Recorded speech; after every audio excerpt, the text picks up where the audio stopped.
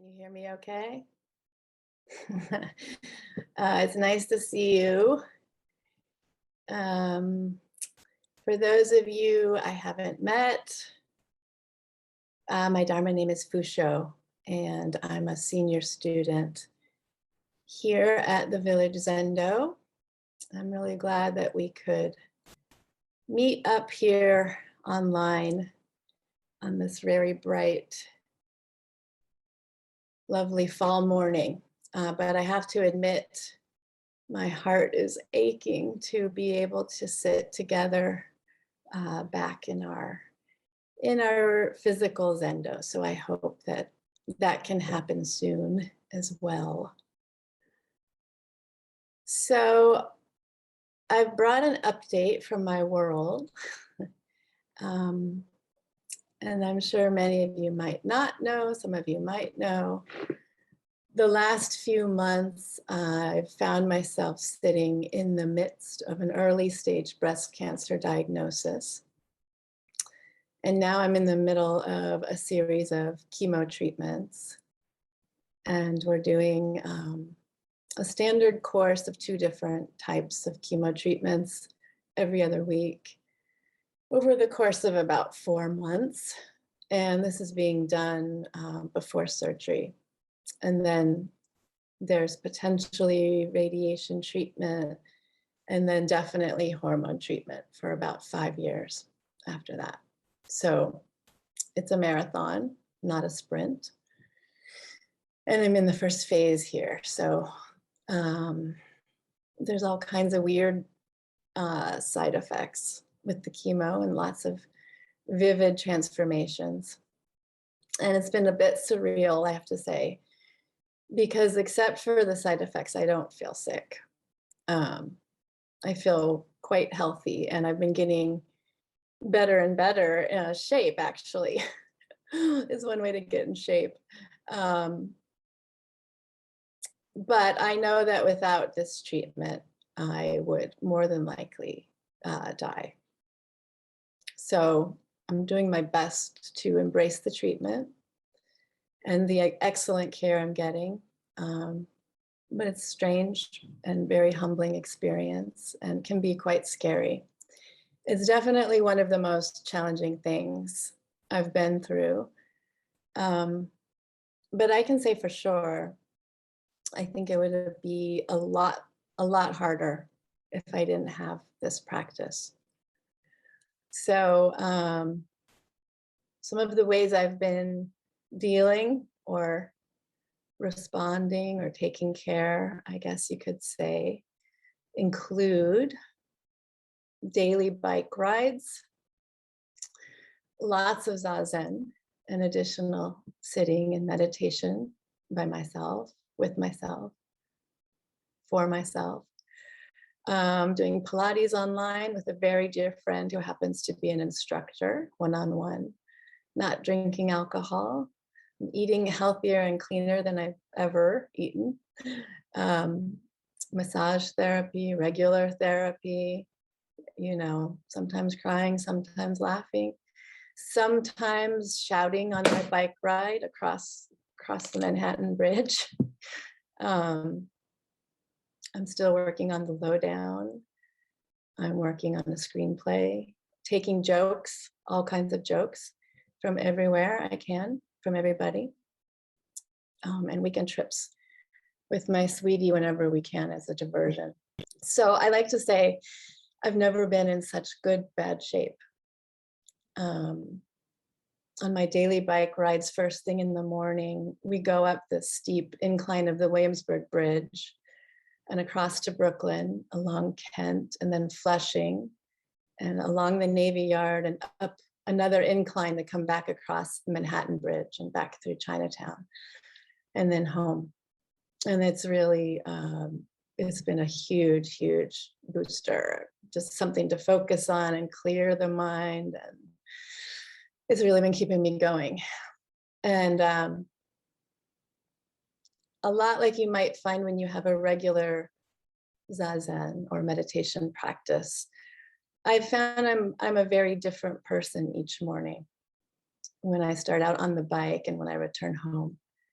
And I'm obviously a very different person since we started doing this ride regularly this past spring before the diagnosis. And every morning on the ride is totally different. The light's different, the wind's different, the air's different, the sun comes up at a different time, we pass different people on the path. My mood is different, my energy is different. You know, everything changes quite a bit depending on what's arising in front of me.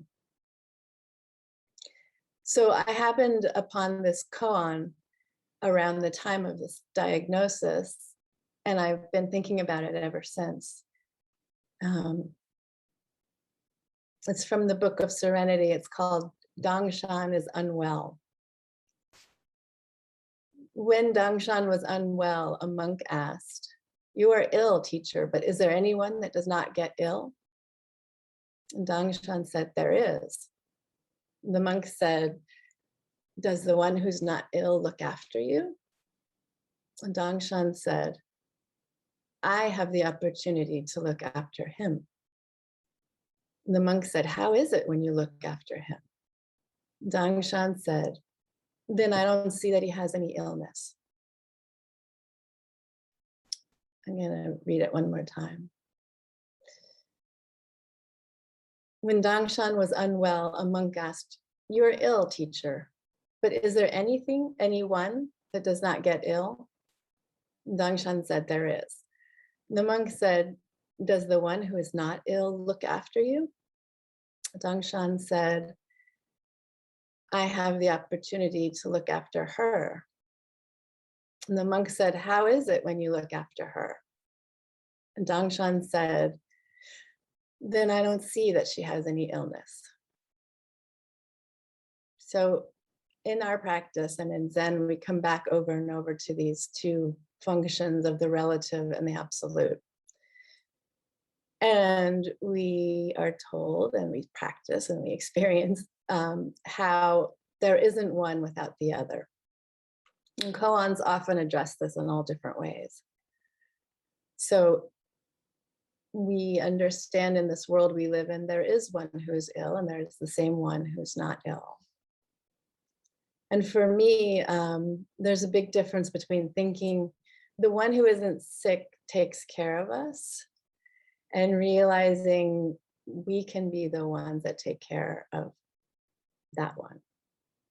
If we're not waiting to be taken care of by some mysterious non-entity that represents the absolute or all emptiness or all wholeness or oneness, or trying to achieve some big idea of emptiness or nirvana, suddenly we honor everything that comes up in our lives and we become active and participate. And our lives have value. I think if we think there's some kind of empty state or oneness that we're supposed to exist in, we can become passive, like zombies. Or we may be stuck grasping onto an idea that will never be realized. Because then we're tossing away our own precious reality as it's happening. And we're looking for something outside ourselves that does not exist. So the question is, how is it when you look after the one who is not ill? And I'd say, for me, the one who's not ill, looking after that one sounds like Zazen. It sounds like our everyday practice as bodhisattvas. In the commentary after the koan, it says very directly, this is where everyday practice empowers you when you're dying. So how do I take care of the one who isn't going through chemo? Or what is chemo practice? For me, it feels like the whole universe. Sometimes fear for the body, sometimes loving kindness for the body, following the breath, and being as present as I can as the IV goes in. listening to the nurses and doctors, seeing them as human beings, gratitude for the care I'm able to get, but also taking charge of it. Grateful for the support of my partner and friends and family, working on learning to accept support. Sitting with anxiety of what comes next, sitting with foggy chemo brain because of the drugs, working to manage side effects. Sometimes just feeling horribly nauseous and getting more and more winded on the bike, dramatically bald, feeling the fear of losing my fingernails and toenails, and then joyful when something makes me laugh, or grateful when something tastes good. And I found quite often relief in being able to sit with it all and watch it shift and transform. So using my practice and awareness to notice if I'm shutting down or becoming overwhelmed, which helps me to participate however I can, moment by moment. And the story of the koan goes on to say that Dongshan also asked a monk, "When I leave this leaking husk, where will you go to meet me?" And the monk had no reply. And Dongshan said in a verse, "Though the students are many, not one is enlightened. The mistake lies in pursuing the paths of others' tongues." If you want to be able to forget physical form and obliterate tracks, don't listen to me, but work hard to diligently walk in the void. Always a tough question. How do we diligently walk in the void? It can sound like something more complicated or abstract than it is. Walking in the void, taking care of the one who isn't sick. But we start by sitting on the cushion. And Master Dogen, the founder of our lineage, tells us, if you wish to attain suchness, practice suchness immediately. And that's simply by sitting with intention, we are actualizing our realization. And then we get up off the cushion and we continue practicing suchness throughout our day. So ironically, I think the way we take care of the one who isn't sick is by being sick, but by doing it as much as possible without any sort of extra ideas or resistance or clinging around that, because then it becomes something else, something that's happening in the moment that we can't name, and that's just arising and that we're responding to. I think working hard to diligently walk in the void can be the same thing as working to live a life that matters. In our recent study text, Instructions to the Cook, Bernie Glassman reminds us, our Zen practice encourages us to embody the answer. You have to manifest it in your life, in your everyday relationships, in the marketplace, at work, as well as in the temple or meditation hall. And I'd add that you manifest it in the midst of old age, sickness, and death. Glassman says, our practice is about coming to the realization that all things are nothing but expressions of myself. And myself is nothing but the full expression of all things. And then it's a life without limits. Bernie also says at every moment, we simply take the ingredients at hand and make the best meal we can. It doesn't matter how much or how little we have, or how healthy or sick we are, I'd say. The Zen cook just looks at what is available and starts with that. How do we take care of the one who isn't sick?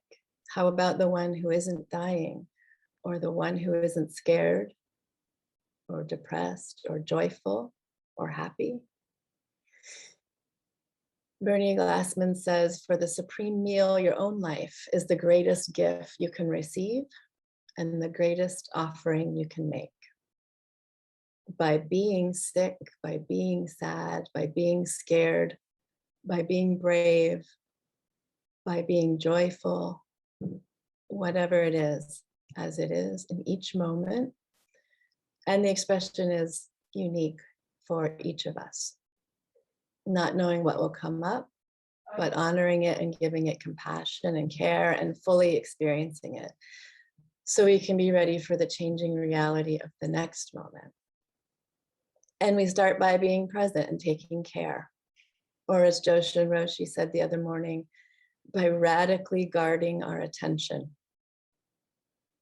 Our practice teaches us to pay attention over and over again, to come back to this moment, to notice that last moment is gone, and now we're here in this moment. So huddling together around the altar or around the computer screen and sharing service positions as we imperfectly offer ourselves in service is one way we do it. Chanting our morning gathas or our evening gathas. In our morning work gatha, we chant part of the Heart Sutra with the Mahaprajna Paramita Gatha. I found a translation from the Dalai Lama. Gate gate para gate parsam gate bodhi svaha.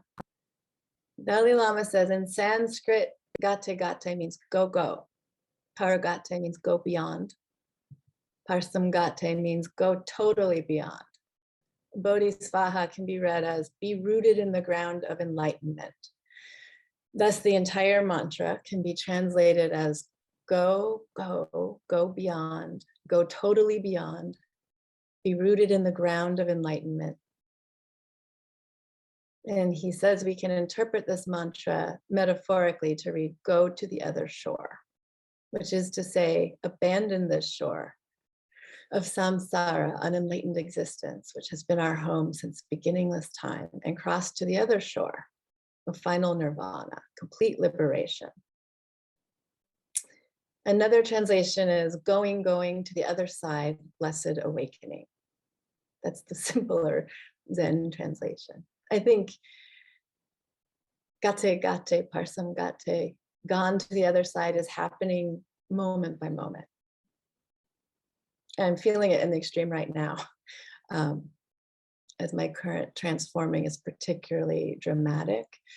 But sometimes on my bike ride over the bridge, I understand it as gone, gone, where am I now? Or gone, gone, let's see what's here on the other side now. And here we are already. So when we stop and allow ourselves to be still and present, the idea of where we are, where we're supposed to be, drops away. And our arrival in the new moment can be transformative.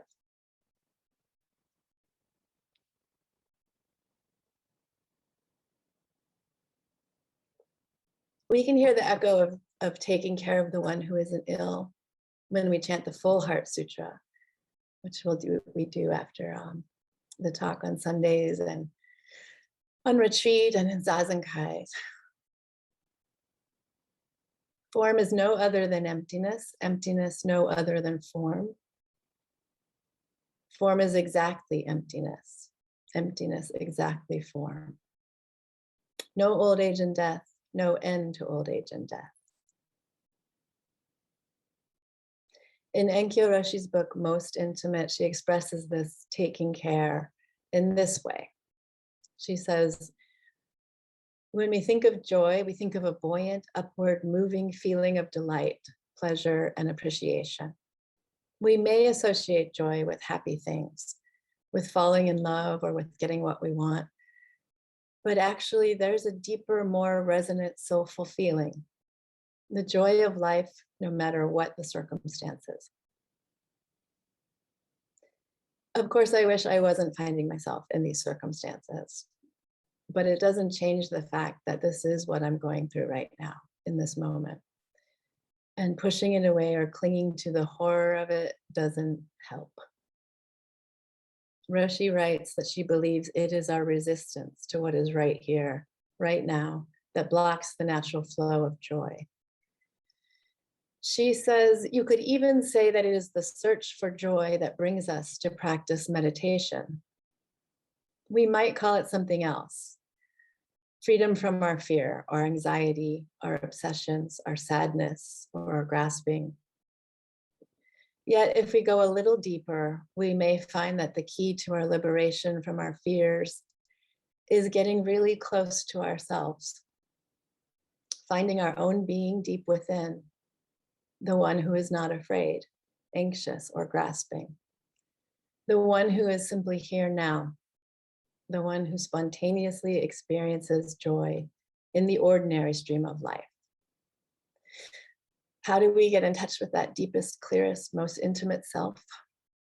Isn't it through the practice of stopping, breathing, bringing our heart mind back to this breath, this reality, whatever it may be?